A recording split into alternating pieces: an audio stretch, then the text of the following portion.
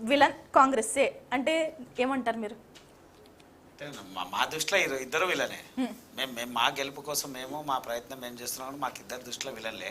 మేము భారతీయ జనతా పార్టీ కాషాయం జెండా తెలంగాణలో వికసించాలని మేము ప్రయత్నం చేస్తున్నాం. ఆ ప్రయత్నం దిశగా మెల్లమెల్లగా అడుగులేస్తున్నాం. రేపు జరగబోయేటువంటి ఎన్నికల్లో ఖచ్చితంగా భారతీయ జనతా పార్టీ విజయం, దాంట్లో ఏమాత్రం సందేహం లేదు.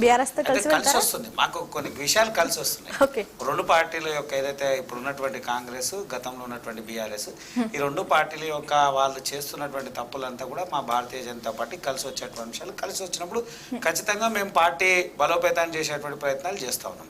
వీళ్ళు అన్నారు 65 లక్షల మంది ఉన్నటువంటి పార్టీ అన్నారు. నిన్న సభ ఏందో వాళ్ళకి అర్థమైంది, ఎంతమంది వచ్చారు ఏందో వాళ్ళకి తెలుసు. మేమేం గొప్పగా ఏం మాట్లాడము. తర్వాత కేసీఆర్ గారు మాట్లాడుతున్నటువంటి అనేక సందర్భాల్లో వారు ఎవరికి ప్రాధాన్యత ఇస్తున్నారు, అదేమవుతుంది, వాళ్ళు ఏం మాట్లాడుతున్నారు, మనం ఒకరిని ప్రశ్నించినప్పుడు మన పరిస్థితి ఏంది? నేను కుటుంబ రాజకీయాలు ఒకవేళ నిజంగా నిన్న పార్టీకి సంబంధించినటువంటి తీర్మానాలు చేస్తే ఏం తీర్మానాలు చేసినాం? ఆ తీర్మానాల గురించి ఏదైనా పేపర్లో చర్చకునే అంశం ఒక్కటన్నా ఉందా?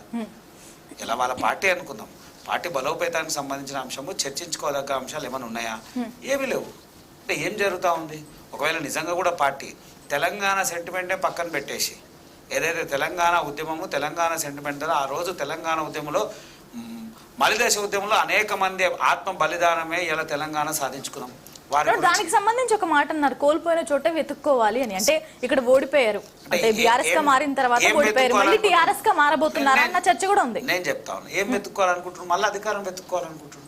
అధికారమే కోల్పోయాడు, ప్రాణం కోల్పోయిన వెతుక్కోవడం అంటే అది హాస్యాస్పదం. రాజకీయ పార్టీ మరి ఏం వెతుక్కుంటే ఫైనల్ గా బీజేపీ పార్టీ మోటో ఏంటి? అధికారమే. ఫైనల్ గా బీజేపీ పార్టీ అంతే కదా. అరే రాష్ట్రం అభివృద్ధి చెందాలి, రాష్ట్రంలో ఉండాలనేటువంటి ఆలోచన ఉన్నటువంటి గతంలో వాళ్ళు 10 సంవత్సరాలు చేపించారు కాబట్టి మళ్ళా అధికారమే వెతుక్కోవాలనే ప్రయత్నంలో మాట్లాడిండొచ్చు. అంతే తప్ప ఆయన ఉద్యమకారుల గురించి ఆలోచించి అంత స్ఫూర్తి ఆయనకు లేదు, అది సాధ్యం కూడా కాదు. ఎందుకంటే మీరు కేంద్రంలో ఎన్నికలకు పోయిన తర్వాత మీరు అధికారం కోసం కాదా? రెండోసారి పోయినప్పుడు మీరు అధికారం కోసం కదా, మొదటిసారి వచ్చినప్పుడు మీరు గౌతమ్ గారు రాజకీయంగానే చెప్తాము. మీ బాసే అన్నాడు, ఇప్పుడు తెలంగాణ వచ్చేసింది, ఇప్పుడు తెలంగాణ కాదు రాజకీయమే చేస్తాను. మేము కూడా అదే చెప్తున్నాం కదా, రాజకీయమే చేస్తా ఉన్నావు అని అంటా ఉన్నాం కదా. ఇంకేం చేస్తావు? ఏం సాధ్యమైంది? ఏం సాధ్యమైంది? ఒక డౌట్ అంటే అన్నారు చెప్తే సరిపోతుంది. బీఆర్ఎస్ పార్టీ ప్రాంతీయ పార్టీ, జాతీయ అంటే ఓన్లీ ఫర్ క్లారిఫికేషన్ అడుగుతున్నా, విమర్శ ఏం లేదు. ప్రాంతీయ పార్టీయా, జాతీయ పార్టీ?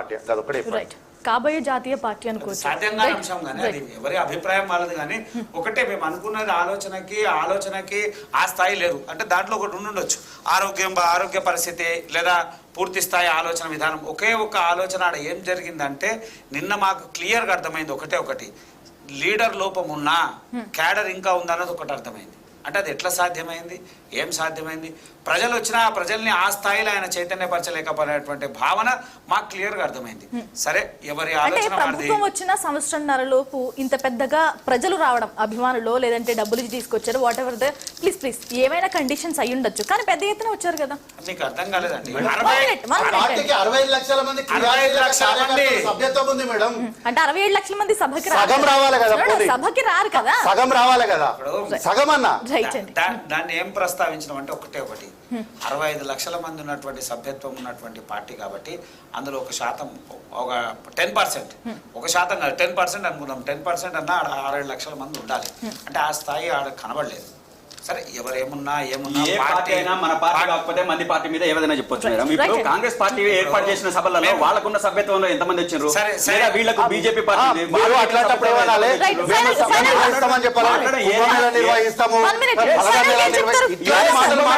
జరిగిన మీటింగ్ మీరు ఆ విధంగా లేదు అని కళ్ళు కనపడట్లేదని చెప్పేసి అనుకోవచ్చు.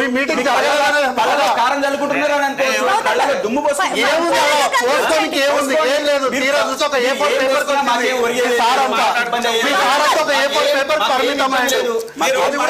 పరస్పరంగా మాట్లాడిన అంశం ప్రజలకు చేరవదు. ఒకరు మాట్లాడితే కొంత అవకాశం ఉంటది. నేను ఏమంటున్నా అంటే మీరు ఊహించినంత స్థాయిలో వీళ్ళ సభ జరగలేదు. వాళ్ళు ఆశించినంత స్థాయిలో వాళ్ళకు కూడా ఏం మాట దొరకలేదు. మ్యాటర్ దొరకలేదే. ఏం లేదు. వాళ్ళు చాలా సిల్లీగా తీసుకుంటున్నారు కానీ చాలా ఆలోచించాల్సిన విషయం. కనీసం సీఎం పేరు కూడా పలకడానికి ఇష్టపడలేదా అని ఆలోచించవచ్చు కదా. మేడం ఇది చాలా అసలు మంది అడుగుతున్న ప్రశ్న. మేడం మీరు సీఎం పేరు అంటారు, వారు ఒకానొక సందర్భంలో అసలు కాంగ్రెస్ అనేది ఒకటి రాష్ట్రంలో ఉంది అని అసలు ఎవరికి ఆనవాళ్ళు కూడా లేకుండా మాట్లాడుతున్నారు కార్తీక్ గారు, మేడం. ఈ రోజు సభ అంతా final గా కాంగ్రెస్ మీద జరిగింది కదా. ఫైనల్ గా ఏం చెప్తారు కార్తీక్ గారు? ఫైనల్ అంటే ఏం లేదు మేడం, నేను సార్ దగ్గరికి వెళ్ళి చాలా ఆశించిన, కానీ సార్ అయితే చాలా సింపుల్ గా తీసేసిండు సభను మొత్తము.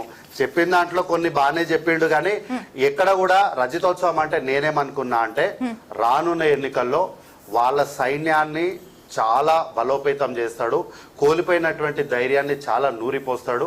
ఇకపై కాంగ్రెస్ పార్టీ కార్యకర్తలు ఇట్లాంటి వేదికల పైన మా అన్నలాంటి గౌతమ్ అన్న లాంటి వాళ్ళని ఎదుర్కోవడము చాలా కష్టమేమో. ఎందుకంటే సార్ కొంత ధైర్యాన్ని నూరిపోసినప్పుడు మామూలుగానే గౌతమ్ అన్న కొంత ఫైర్ ఉంటుంది, అందులో సార్ మాటలు వినొచ్చి ఇంకా తట్టుకోలేనంత ఉంటుందేమో అనుకో చాలా ఎక్స్పెక్ట్ చేసిన నేను. కానీ ఏమీ లేకుండా లాస్ట్కి మా కాంగ్రెస్ పార్టీకే క్రెడిట్ ఇచ్చి సభ లాస్ట్ లో 4 ఏమంటారు పంచ సామెతలు చెప్పి క్రెడిట్ ఇస్తే మీరు మాకేం బాధలేదు, మాకేం బాధలేదు, మేము సంతోషంతో చెప్తున్నాము. కడుపులో మంట ఎందుకు? ఇప్పటివరకు నేనేం బాధ చెప్పలేదు. నేను వచ్చినప్పటి నుంచి సార్ మాకు ఎట్లాంటి సబ్జెక్ట్ ఇవ్వలేదని బాధపడుతున్నాను, మమ్మల్ని ఏదో చేసిండని నేనేం బాధపడలేదు. అయితే లాస్ట్ కు సార్ లాస్ట్ మాట్లాడుకుంటే చివరికి ఏమన్నారంటే 2 విషయాలు చెప్తాం మేడం, ఎక్కువ ఏం చెప్పాను. 2 విషయాలు. ఒకటి ఏమన్నా 2 విషయాలు అంటే ఒక 1 లైన్ ఆన్సర్స్. ఇది ఏంటంటే ఆడ ట్రాఫిక్ జాము ఈడ ట్రాఫిక్ జాము రానికే కుదరక బయట 1,00,000 మంది ఆగిపోయారు అని అన్నాడు. సహజం మేడం, మీరు ఒక పెద్ద మీటింగ్ చేసినప్పుడు ట్రాఫిక్ జామ్ అయిపోయి అక్కడ ప్రజలు ఆగిపోవడం అనేది అది చాలా సర్వసాధారణమైనటువంటి విషయాన్ని కూడా వీళ్ళు ఏదో పెద్ద ఇక్కడ జరిగిపోయింది అన్నట్టు చెప్పడం అనేది అది ఏంటంటే ప్రజల్ని ఏదో క్రియేట్ చేద్దాం అనుకున్నారు, కానీ జరగలేదు.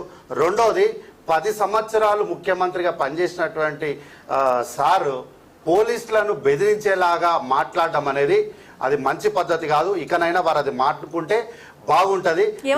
మీ పని మీరు సరిగ్గా చేయండి కదా అన్నారు. మీరు డైరీలలో రాసుకోండి అని చెప్పి, అంటే మనం చెప్పిన విధానంలో 2 ఉంటాయి మేడం. కాబట్టి అట్లా బెదిరించే ధోరణిలో మాట్లాడితే అది వాళ్ళకే నష్టం. అట్లాంటి మాటలు మాట్లాడకపోవడం మంచిది. అయితే లాస్ట్ కి మావోయిస్టుల పైన ఏదో తీర్మానం పెట్టి సింపతి కొట్టే ప్రయత్నం చేశారు, కానీ ఇవేం వర్కౌట్ కావు మేడం. ఎందుకంటే ఆల్రెడీ సార్ను వీళ్ళు 10 ఏళ్ళు చూసారు కాబట్టి సారు గేర్ అంతా వాళ్ళకి తెలుసు. సో ఈ రోజు ఏదో ఒక తీర్మానం పెట్టినంత మాత్రాన మళ్ళా మావోయిస్టులు అంతా మేము పార్టీలకు వస్తాం అధికారంలోకి వస్తామని ఊహాగానాలు ఉండడం తప్పు.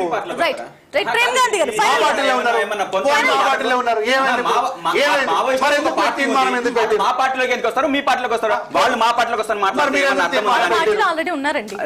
వాళ్ళ పార్టీలో ఉంటారు. ఉద్యమాలు చేసేవాడు ఎవరైనా మా పార్టీలో ఉన్నారు మేడం.